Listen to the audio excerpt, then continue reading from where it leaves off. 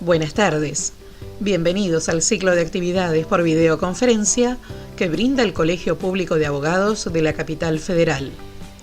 Hoy, como actividad organizada por el Instituto de Derecho de Seguros, contamos con su director, el doctor Eduardo Federico Baeza, que nos hablará de seguros de vida colectivos de empleados y deudores. Les recomendamos que mantengan los micrófonos en silencio para evitar interferir en la locución del expositor y de surgir alguna pregunta, la realicen vía chat. Ahora sí, le damos la palabra al doctor. Bienvenido.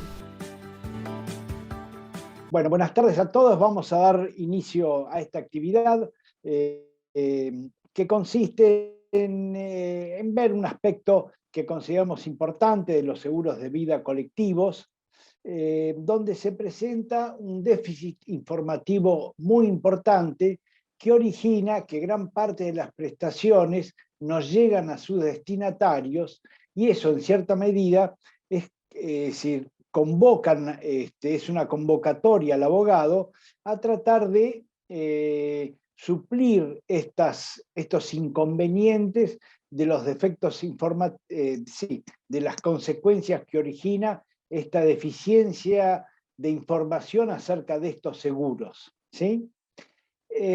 Bueno, ahora vamos a compartir pantalla y voy a tratar de hacer una exposición lo más breve posible, dado que tenemos 1 hora y cuarto en total, para que ustedes vayan haciéndonos las preguntas a través del chat y poder tener unos minutos para compartirlo, ¿no? Bueno.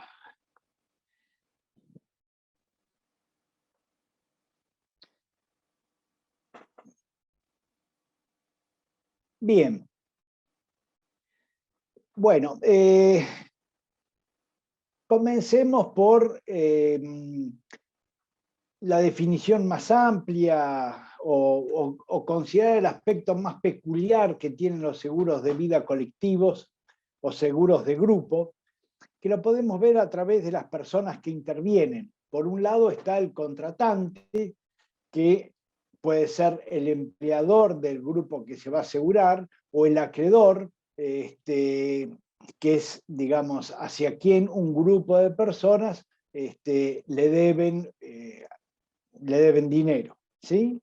Ese es el contratante. Él es el que se encarga de celebrar el contrato con el asegurador. Y después tenemos en los seguros de vida de empleados aquellos trabajadores que se adhieren al seguro de vida colectivo y pasan a ser asegurados, y los deudores, que son aquellas personas que se incluyen generalmente en forma compulsiva u obligatoria, ¿no es cierto?, al seguro de vida colectivo.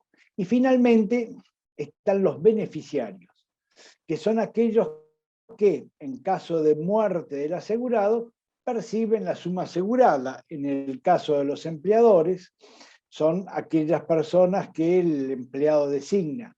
En el caso de los deudores, el beneficiario es el acreedor. Por eso, en los seguros de vida colectivos de deudores, como hay un interés del deudor en no perder, digamos, los importes que le deben, se celebra ese contrato en forma onerosa, o sea, no se puede modificar el beneficiario, y producido el fallecimiento del asegurado, la suma asegurada va a cancelar esa deuda. Esto obviamente también tiene grandes ventajas para los herederos del deudor, que de esta manera liberan a la sucesión de una deuda, ¿sí? Creo que esto es bastante conocido. Y ahora vamos a ver específicamente quiénes son los contratantes, ¿no? Los contratantes de los seguros de empleados son los sindicatos, y esto es algo a veces muy poco conocido. Casi un gran porcentaje de convenios colectivos de trabajo establecen que el empleador va a pagar, a veces lo paga solo el empleador, a veces los comparte también el empleado, un seguro de vida colectivo, ¿no es cierto?, que cubra a todos los trabajadores de la actividad. Ese seguro, a veces lo paga íntegramente el empleador, o sea, no figura en el descuento de sueldo y por consiguiente ahí vemos que hay un tema informativo serio, porque generalmente el trabajador y su familia a veces no tienen conocimiento de la existencia del seguro. No son juicios menores. Yo en el año 18, que di una charla similar a esta, les había comentado que, por ejemplo, el convenio metalúrgico, si tiene los seguros de todos los trabajadores metalúrgicos, era de 860.000 pesos, ahora está en 1.200.000. En esa época, 2018, comercio eran 506.000, mecánicos 360.000, y así una enorme cantidad de actividades que tienen un seguro de vida colectivo contratado por el sindicato. Y después están los empleadores, que los empleadores, esto se da solamente en las grandes empresas, que contratan seguros de vida colectivos para sus empleados. Los de mayor volumen o mayor cantidad de asegurados son los de la administración pública. Por ejemplo, la póliza más grande del país es la póliza de la Dirección de Educación de la provincia de Buenos Aires, que tiene 250.000 asegurados, ¿no? O sea, todos los docentes bonaerenses. O sea, la administración pública es el que tiene mayor cantidad de personas, de trabajadores asegurados, y después las empresas, generalmente las grandes empresas, que aseguran a sus empleados, y generalmente se establece el capital asegurado en un múltiplo de sueldo. Acá estamos hablando de 20 sueldos, por 46.000 pesos da un promedio de suma asegurada que estimamos en 670.000 pesos, a valores de 2018. Y después otro seguro, que es el más difundido y sobre el cual generalmente hay información, es el seguro de vida obligatorio, el que establecido en el decreto 1567 del 74, que es para todos los empleados en relación de dependencia de la actividad privada. Ese seguro tiene un capital asegurado de 118.000 pesos. Bien, ahora vamos a hacer una especie de cuantificación del volumen que implica todas estas coberturas de los seguros de vida colectivos, que les aclaro son los únicos seguros que subsisten en el tiempo y en los tiempos inflacionarios incluido. ¿Por qué? Porque su técnica es muy simple. Todo lo que se recauda de primas en un determinado mes,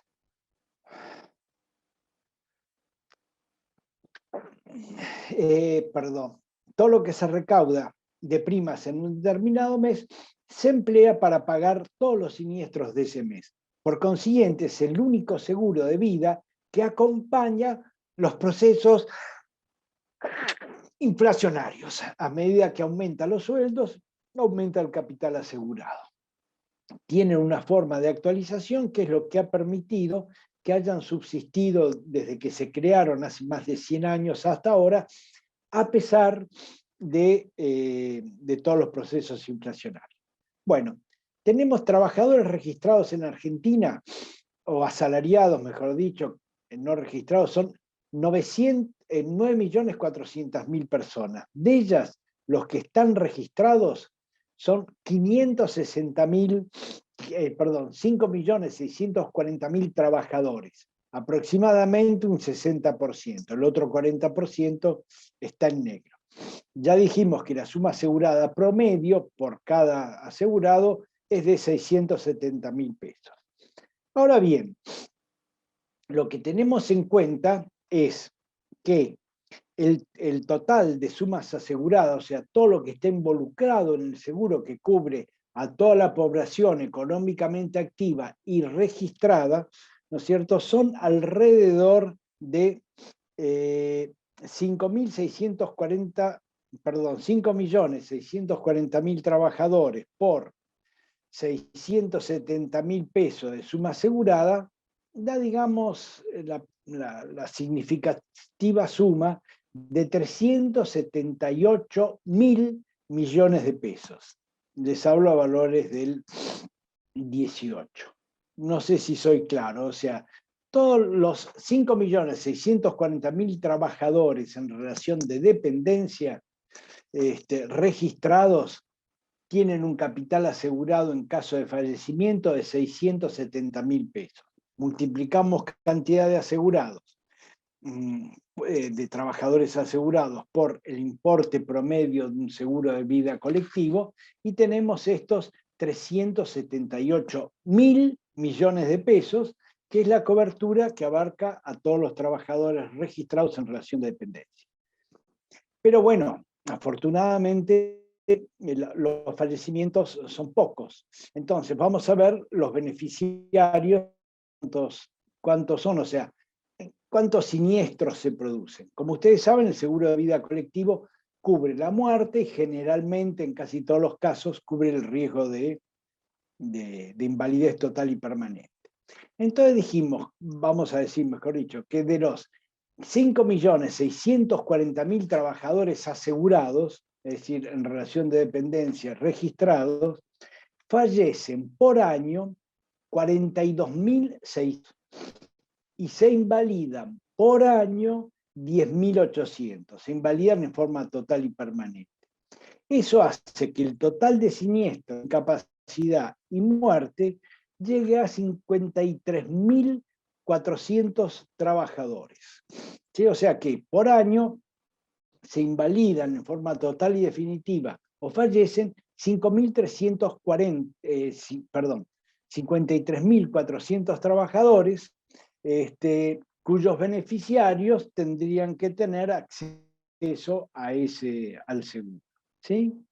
Por consiguiente, la suma a cobrar por los asegurados y beneficiarios son 53.000 de esos beneficiarios, perdón, son 53.000 siniestros por 670.000, nos da que la suma total, digamos, siniestros son 35.800 millones de pesos. Repito, si nosotros multiplicamos los 53.400 trabajadores que se invalidan o fallecen por los 670.000 pesos de capital asegurado que cada uno tiene, da un total a cobrar por parte de los beneficiarios, si es muerte, o de los propios asegurados, si se ha producido la invalidez, de 35.800 millones de pesos.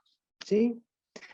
O sea, eso es todo lo que el sistema asegurador todos los años debería a los propios asegurados en caso de invalidez total y permanente.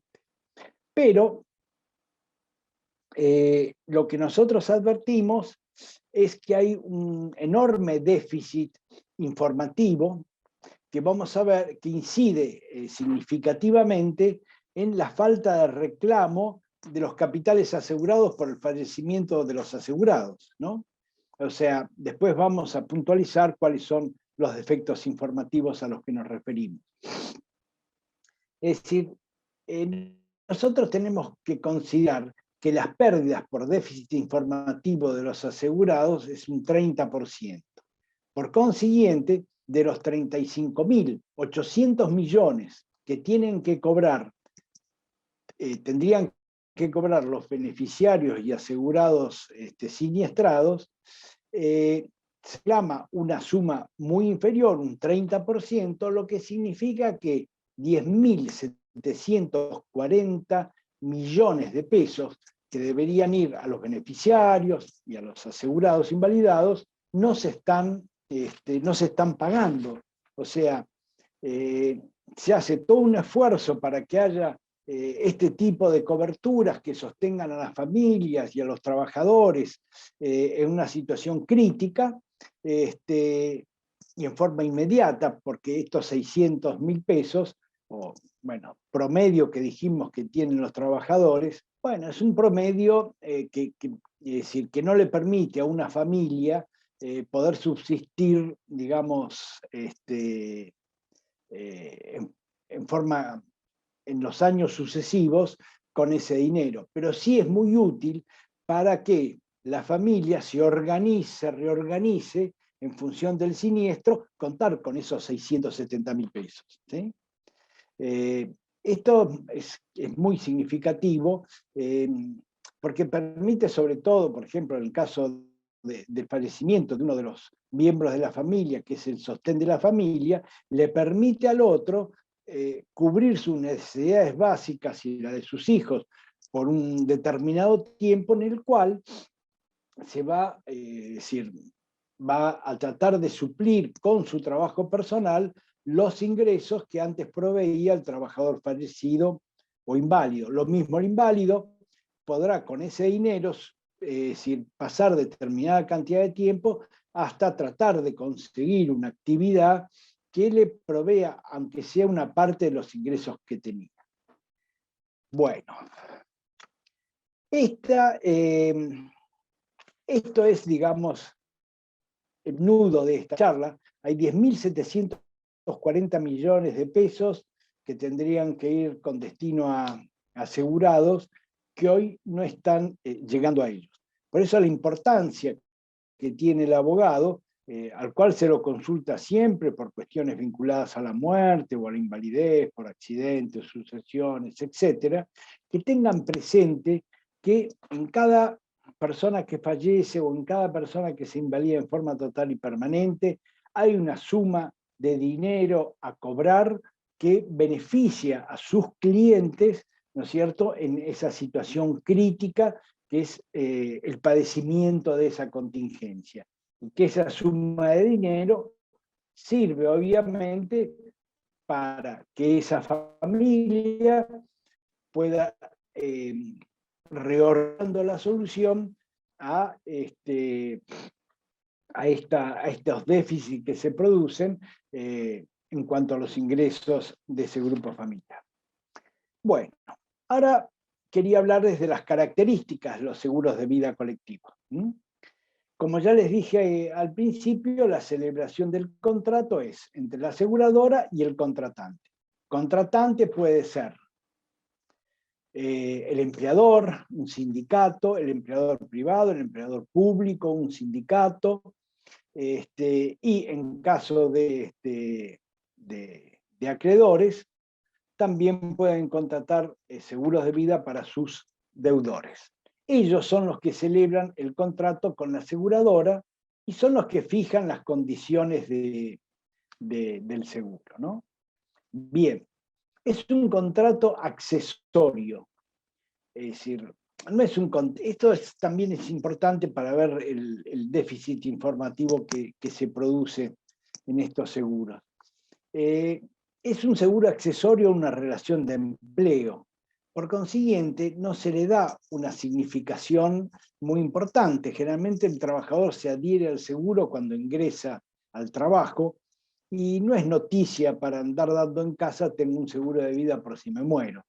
Y eso hace que el seguro no sea, digamos, sea uno de los factores que contribuye a su no conocimiento. Bueno, como ya les dije, los riesgos cubiertos son muerte. Adicionalmente, y en forma bastante común, se ve invalidez total y permanente. También hay algunas que agregan la indemnización doble por muerte accidental. Es decir, si un trabajador fallece en un accidente, en vez de pagarle 25 sueldos, le pagarán 50 sueldos. Bien. El capital asegurado, ya les digo, en los seguros de empleados generalmente es un múltiplo de sueldo. Y en los sindicales a veces existen topes de acuerdo a las categorías de los empleados. Y en los seguros de vida colectivo de deudores es el saldo de la deuda. Es importante tener en cuenta lo de los deudores porque a partir del 2016 se ha modificado, el Banco Central ha modificado el sistema y hoy el deudor está cubierto por los riesgos de muerte e invalidez total y permanente sin pagar un peso. Bueno. Y después otra de las características es las múltiples exclusiones de cobertura convencionales que, digamos, que se imponen en las pólizas y de cuya digamos, licitud o no abusividad, dejan muchas dudas, ¿no? Bueno, vamos a ir un poco a lo concreto, que es la instrumentación.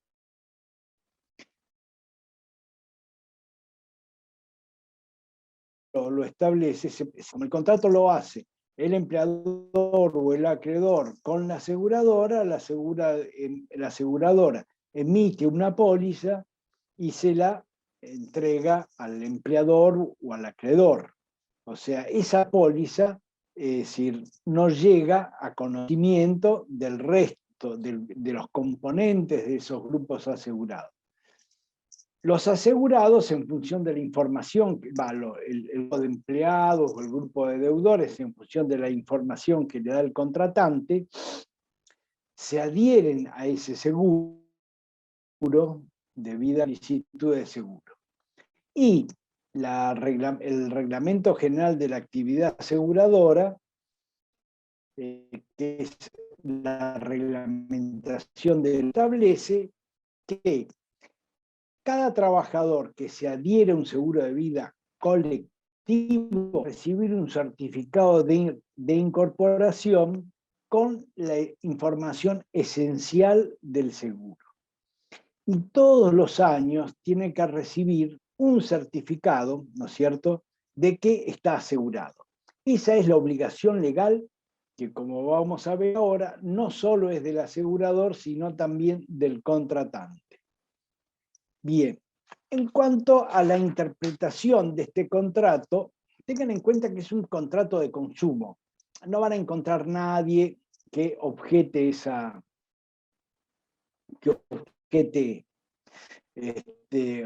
o que ponga en duda que es un contrato de consumo. Bueno, es un contrato de adhesión a cláusulas predispuestas.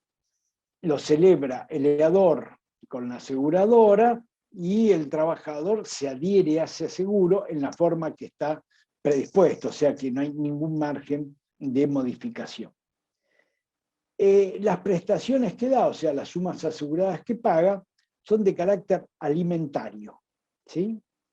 Es decir, lo que nos da a nosotros una ventaja en relación al tipo de crédito, porque se está afectando a consumidores hipervulnerables. Es de naturaleza social y son derechos con un amparo constitucional, no solo constitucional, sino convencional. Si ustedes leen todos los tratados de derechos humanos, o la mayoría de ellos, incorporados en el artículo 75, inciso B, van a encontrar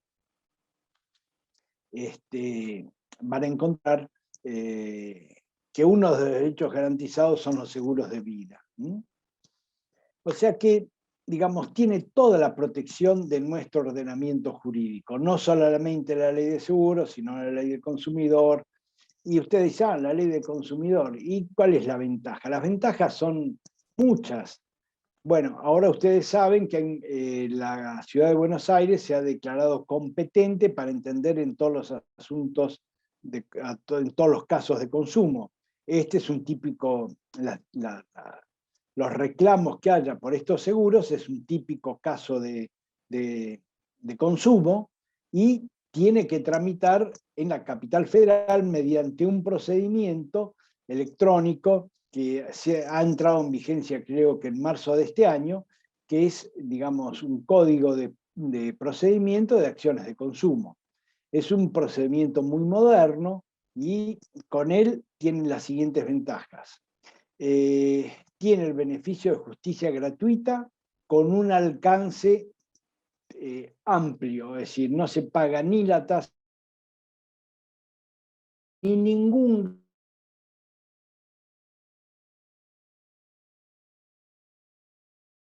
gasto del proceso. La prueba, que ya está en el artículo 53 de la Ley de Defensa del Consumidor, quita, eso es muy importante, el reclamo del daño punitivo. Porque cuando uno prueba que hay una sistemática desinformación realizada para, digamos, no pagar los seguros, evidentemente es procedente la aplicación de la multa del daño punitivo. Además, Es un proceso abreviado, es el proceso más breve que hay en la jurisdicción, que está regulado en esta ley. ¿Sí? Bueno, ahora vamos a entrar de lleno en el déficit informativo. Como ya les adelanté, la aseguradora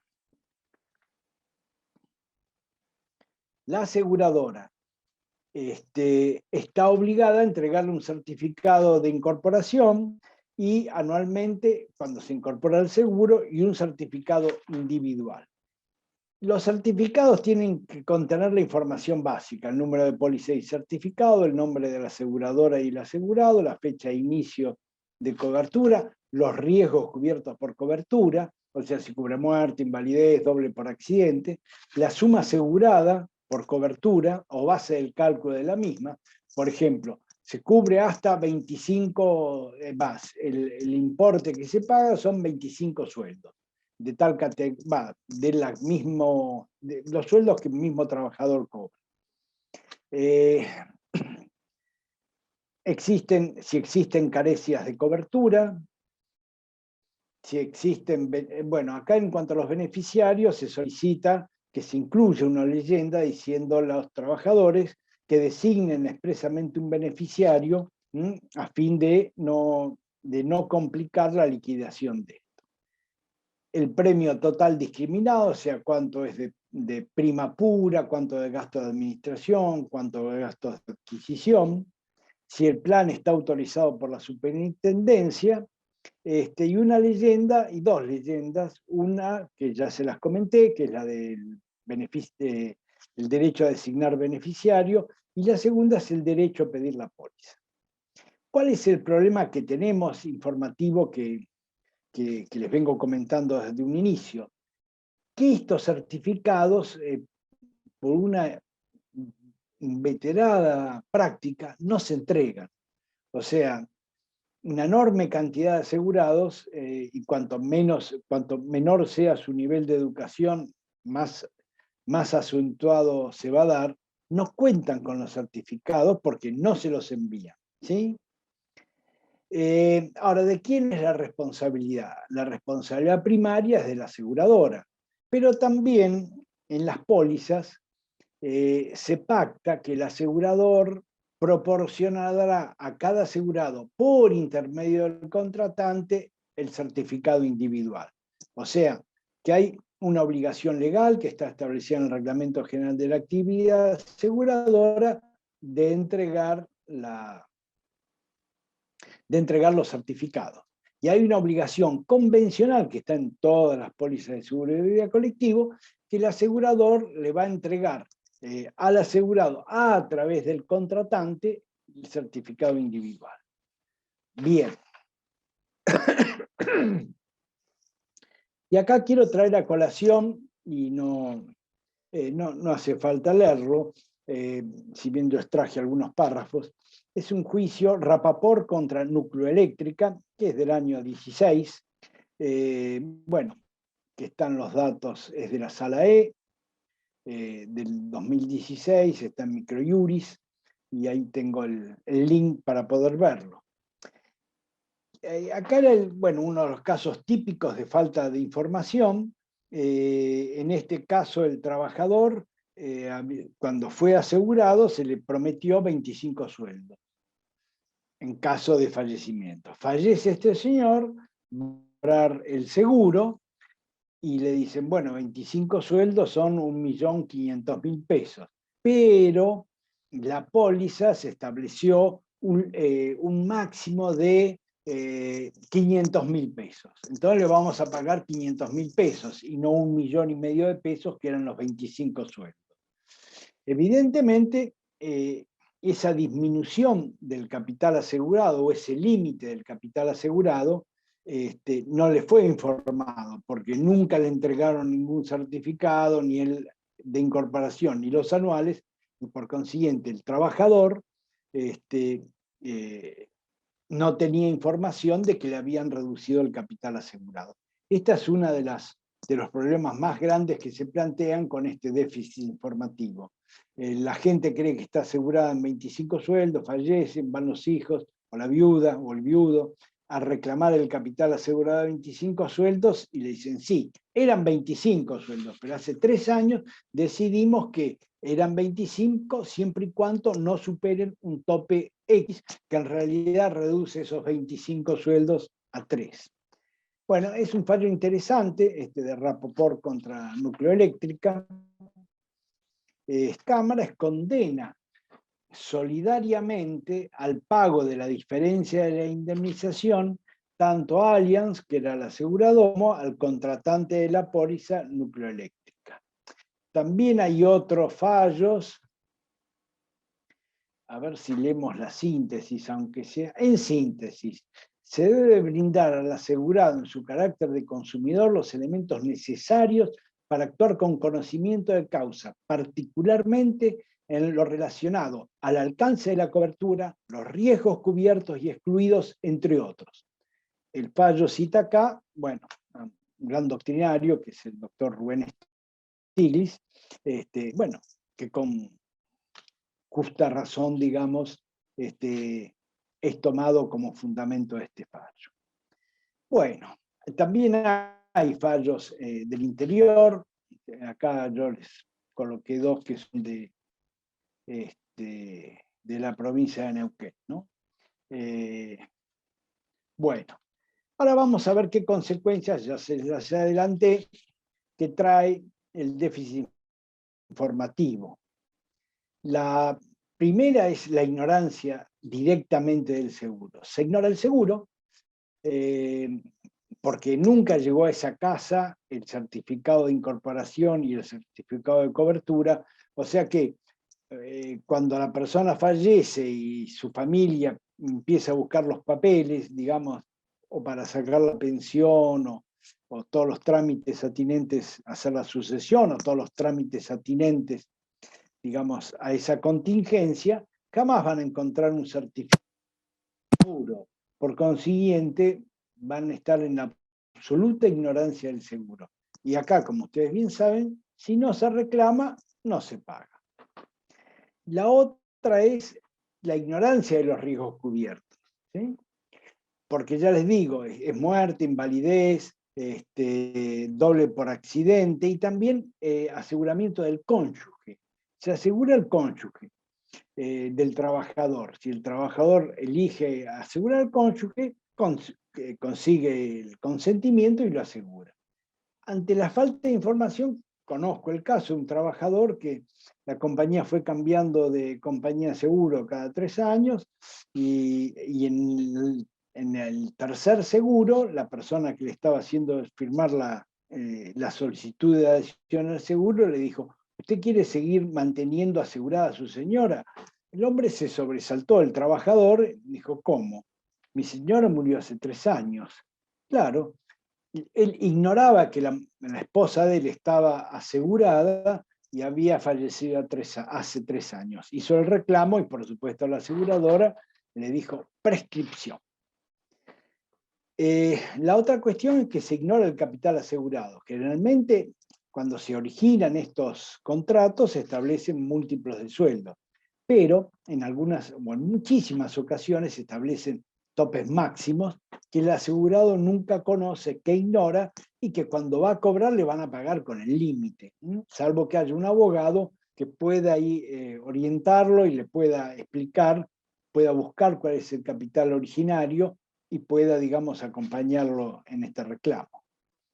Bien, y finalmente, ignora las limitaciones y exclusiones de cobertura que no siempre son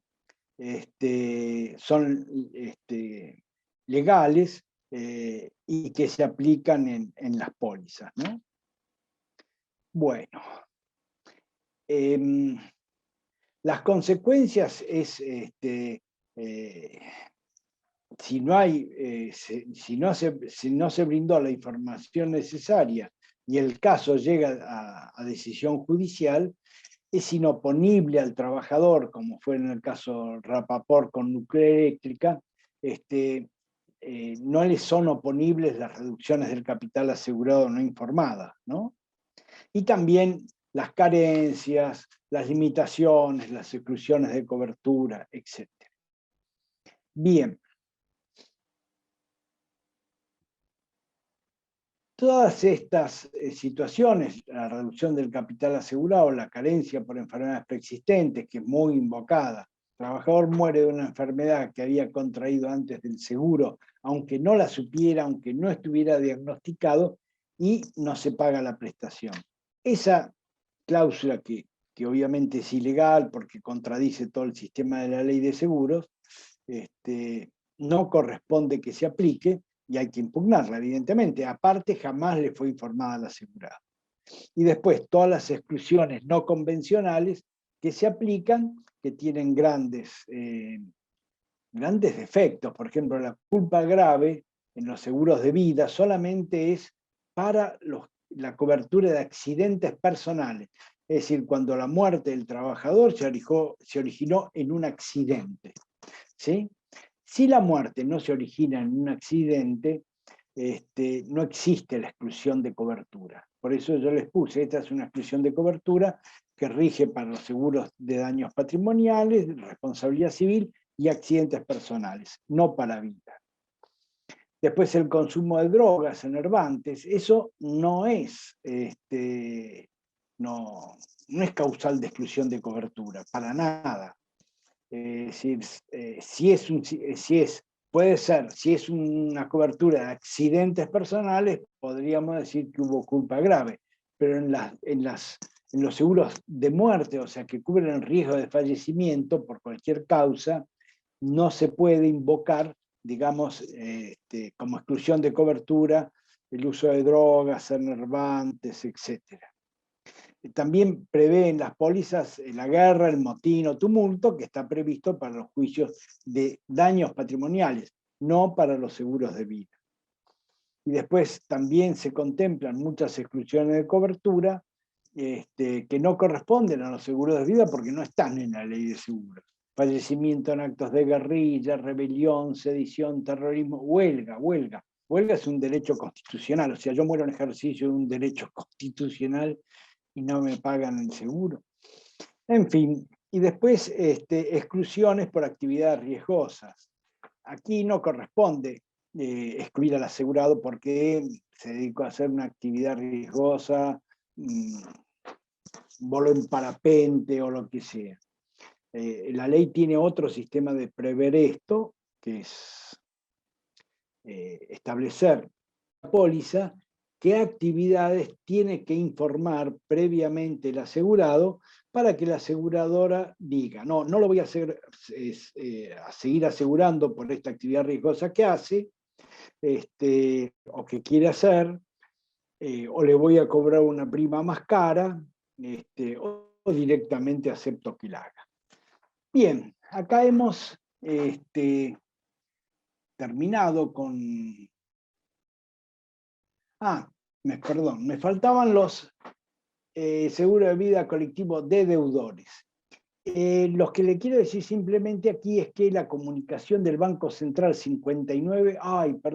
28, no es 27, 28, que entró en vigencia a partir del 1 de septiembre de 2016, por esta resolución, los bancos, las financieras, las administradoras de tarjeta de crédito, en caso de fallecimiento del asegurado, del deudor, tienen la obligación de cancelar la deuda.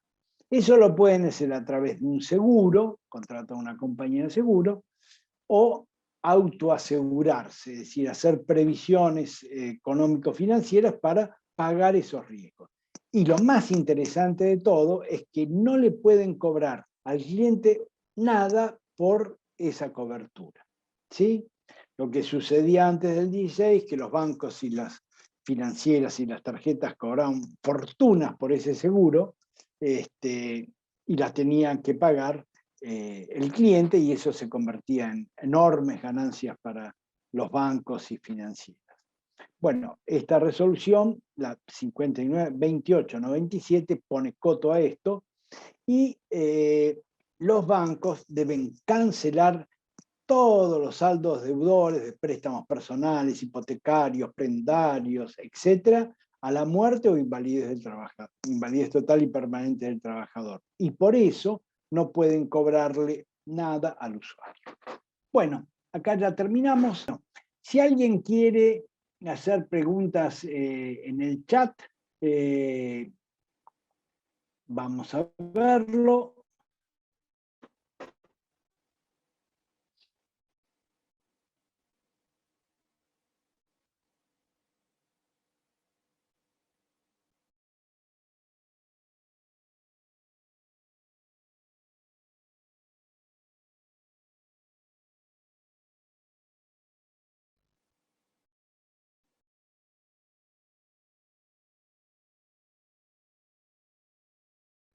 Bueno, no sé si alguien, si Viviana o Patricio están haciendo consultas. Caso contrario, bueno, les agradezco el acompañamiento y bueno, y quedo a disposición de ustedes para cualquier consulta que quieran hacer. Evidentemente tenía un auditorio reducido, pero muy calificado. Y bueno, tal vez sea lo que pueda tener de importante, digamos, esta charla es tomar conciencia, todos los abogados, de las responsabilidades que tenemos, tanto en asesorar a los asegurados, beneficiarios, como a los aseguradores, para que, digamos, pongan el mejor empeño en hacer que el seguro de vida, que es el único seguro de personas que funciona en nuestro país, pueda realmente cumplir la función social que tiene y que se pueda obtener, digamos, los resultados que cumplan la función que tiene que cumplir, ¿no? Me parece que eso es una tarea que los abogados tenemos una responsabilidad, ¿no? Tanto asesorando a los asegurados y beneficiarios como a los aseguradores, para tratar de que este instrumento de previsión tan importante que es el seguro de vida pueda llevarse adelante. Bueno, agradezco mucho y Adrián, también les agradezco a ustedes siempre toda la buena disposición que ponen y toda la capacidad que tienen para organizar estas charlas. Bueno, por mi parte, buenas tardes y hasta la próxima.